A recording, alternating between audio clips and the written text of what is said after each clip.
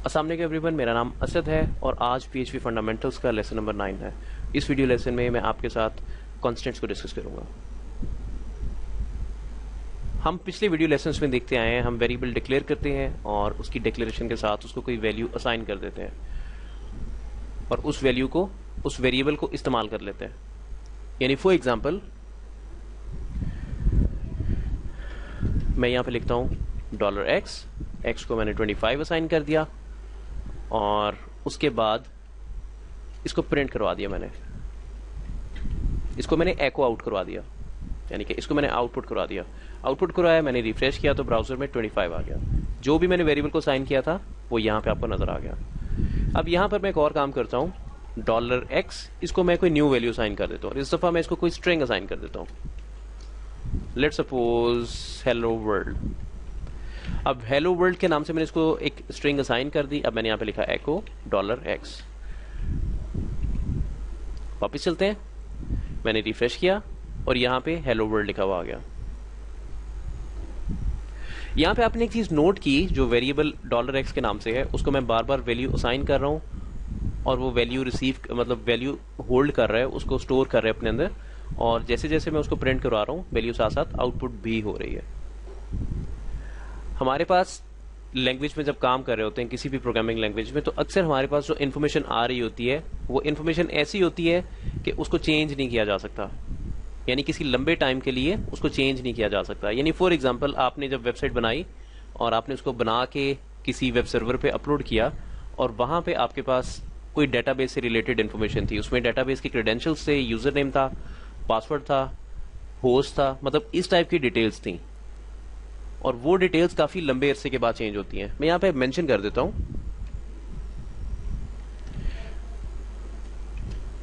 Host name, dB name और dB user, dB password. ये जो इन्फॉर्मेशन मैंने यहां पे लिखी हुई है, ये इन्फॉर्मेशन काफी लंबे अरसे के बाद चेंज होती है, लेकिन जो वेरिएबल्स हम लोग इस्तेमाल करते हैं उसमें इन्फॉर्मेशन फ्रीक्वेंटली चेंज हो रही होती है। कभी उसमें क्या वैल्यू आ रही होती है उन वेरिएबल्स में और कभी क्या वैल्यू आ रही होती है। तो हमारे पास डिफरेंट टाइप्स की ऑप्शंस अवेलेबल है। हमारे पास अगर कोई ऐसी इन्फॉर्मेशन आती है कि जिसने बहुत ज्यादा लंबे अरसे के बाद जाके चेंज होना है, तो उसके लिए हम लोग कॉन्स्टेंट्स का इस्तेमाल कर सकते हैं। यानी स्पेसिफिकली वो वाली वैल्यूज जो कि यूजर की इनपुट से चेंज नहीं होंगी, वो सिर्फ एक प्रोग्रामर ही चेंज कर सकेगा, वहां पे कॉन्स्टेंट्स का इस्तेमाल कर सकते हैं। जैसे मैंने एक आपको ये एग्जांपल दी कि डेटाबेस की जो डिटेल थी उसमें होस्ट नेम आता है, उसके बाद डेटाबेस नेम आता है, फिर डेटाबेस यूजर होता है और डेटाबेस पासवर्ड होता है। तो ये इन्फॉर्मेशन काफी लंबे अरसे के बाद चेंज होती है, जिसे एक प्रोग्रामर खुद चेंज करता है, ये डायनामिकली चेंज नहीं होती।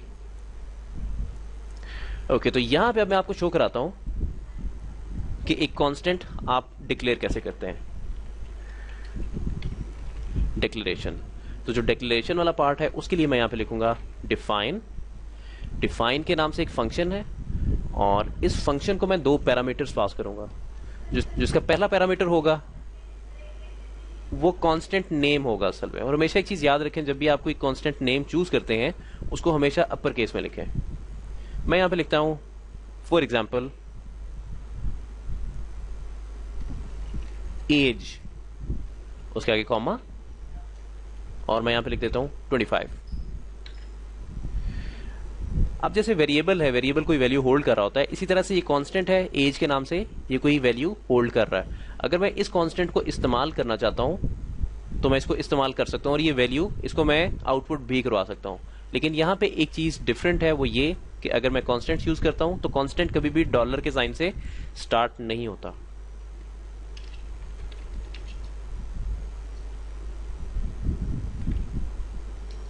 Constant does not start with a dollar sign, unlike variable। यहां पे साथ मैंने मेंशन कर दिया कि जो कांस्टेंट है उसका नाम डॉलर से स्टार्ट नहीं होता। वेरिएबल का नाम तो डॉलर से स्टार्ट होता है, लेकिन अगर जो कांस्टेंट है, कांस्टेंट का नाम डॉलर से स्टार्ट नहीं होता। चलिए इसको आउटपुट कराते हैं। मैंने यहां पे लिखा एको और मैंने यहां पे लिखा एज। अब यहां पे आप नोट करें, मैंने यहां पे डायरेक्टली एज लिख दिया और वो एज यहां से आया। ये एज को मैंने डिफाइन किया, यहाँ पे मैंने इसको डिक्लेयर किया। जैसे आप वेरिएबल डिक्लेयर करते हैं तो यहाँ पे मैंने कांस्टेंट को डिक्लेयर किया। ब्राउजर में देखते हैं इसकी वैल्यू, रिफ्रेश, और ये देखें 25 आ गया। अब यहाँ पे एक छोटा सा इंटरेस्टिंग काम करते हैं। वो इंटरेस्टिंग काम क्या है, इसको मैं कोई दूसरी वैल्यू असाइन करने की कोशिश करता हूं। मैं यहाँ पे लिखता हूं एज इक्वल्स टू 30। इस बार मैं इसको 30 असाइन कर रहा हूं। देखते हैं 30 असाइन करने पे होता क्या है। रिफ्रेश, ये देखिए मेरे पास पार्स एरर आ गया। ये एक सिंटेक्स एरर है असल में, और यहां पे लिखा हुआ है unexpected this equal sign in के, और ये आगे बेसिकली मेरा पाथ आ रहा है उस फाइल का जिस फाइल पे एरर आया। और किस लाइन पे एरर आया है, लाइन नंबर 10 पे। वो कह रहा है कि ये लाइन नंबर 10 पे एरर आया है, यहां पे इक्वल का साइन नहीं आना चाहिए। तो ये लैंग्वेज कंस्ट्रेंट है असल में। लैंग्वेज अलाउ नहीं करती है कि अगर आप कांस्टेंट वेरिएबल यूज करें उसके साथ इक्वल का साइन यूज करें। मेरे मुंह से निकल गया कांस्टेंट वेरिएबल, तो यहां पे कंफ्यूजन आ सकती है, तो इसको डायरेक्टली आप कांस्टेंट बोले। ये भी एक बकेट की तरह काम करता है, लेकिन इसकी वैल्यू कांस्टेंट रहती है, चेंज नहीं होती, मुसलसल एक ही वैल्यू रहती है। इसको एक प्रोग्रामर ही चेंज कर सकता है, ये डायनामिकली चेंज नहीं होती है। चलिए खैर, मैं इसको रिमूव करता हूं। जो बेस्ट प्रैक्टिस है, मैं आपको सजेस्ट करूंगा आपके जितने भी कांस्टेंट्स होते हैं उनको अपर केस में लिखें, उनको लोअर केस में मत लिखें। अब ये जो फंक्शन है डिफाइन के नाम से, इसको 3 पैरामीटर्स भी पास किए जा सकते हैं। जो तीसरा इसका पैरामीटर है वो केस सेंसिटिविटी को डील करता है। केस सेंसिटिविटी क्या मतलब, फॉर एग्जाम्पल आपने जिस तरह मैंने भी यहाँ पे एक कांस्टेंट बनाया एज के नाम से, अगर मैं इसको केस सेंसिटिव ही रखता हूं, इसको मैं एनफोर्स करता हूं कि ये कांस्टेंट केस सेंसिटिव रहेगा, तो इसको मैं एज ऐसे ही लिखूंगा। मैं इसको इस तरह से नहीं लिख सकता, ये इनवैलिड है क्योंकि इसका केस चेंज हो गया, ये लोअर केस में आ गया। तो मैं इसको एनफोर्स कर सकता हूं कि जो कांस्टेंट है वो या तो अपर केस में लिखा जाएगा या लोअर केस में भी लिखा जा सकता है। ये ऑप्शन हमारे पास अवेलेबल होती है। अब फॉर एग्जांपल यहां पे मैं लिखता हूं एको एज। अब इसको ट्राई करते हैं ब्राउजर में। ऊपर देखें मैंने अपर केस में लिखा हुआ है, और नीचे देखें मैंने लोअर केस में लिखा हुआ है। ये सबसे पहले मैं कॉमा हटा दूं ताकि कोई एरर ना आ जाए। रिफ्रेश, और ये देखें यहां पे एक नोटिस आ गया मेरे पास। इस दफा एरर नहीं आया। Use of undefined constant as. उसने कहा कि तुम एक अनडिफाइंड कांस्टेंट इस्तेमाल कर रहे हो एज के नाम से, ये डिफाइंड नहीं है। अब लेट्स सपोज इसको मैं केस इनसेंसिटिव बनाना चाहता हूं, यानी मैं चाहता हूं कि केस की केयर ना हो, तो मैं यहां पे कॉमा लगाता हूं 25 के बाद, और मैं यहां पे लिख देता हूं ट्रू। अब जो ये ट्रू वाला पार्ट है, या तो यहां पे ट्रू आ सकता है या यहां पे फॉल्स आ सकता है।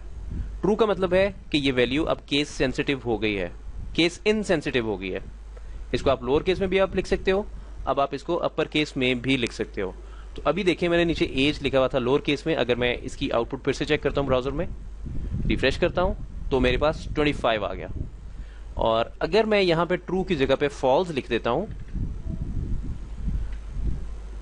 और मैं इसकी आउटपुट चेक करता हूं फिर से, रिफ्रेश, तो वो पुराना वाला जो मेरे पास नोटिस आ रहा था वही नोटिस आ गया, और इसमें कहा जा रहा है कि एज के नाम से कांस्टेंट अनडिफाइंड है जिसको तुम इस्तेमाल कर रहे हो। तो यहां पे एक चीज साबित हो गई, जो ये फॉल्स के नाम से वैल्यू है, आप बेशक इसको पास करें बेशक आप इसको ना पास करें, जो डिफॉल्ट वैल्यू यहां पे तीसरा जो पैरामीटर होता है वो फॉल्स होता है असल में। बेशक आप पास करें बेशक आप ना पास करें। देखिए मैंने फॉल्स को हटा दिया। अगर मैं इसकी आउटपुट चेक करता हूं ब्राउजर में, तो इसकी आउटपुट सेम रहेगी।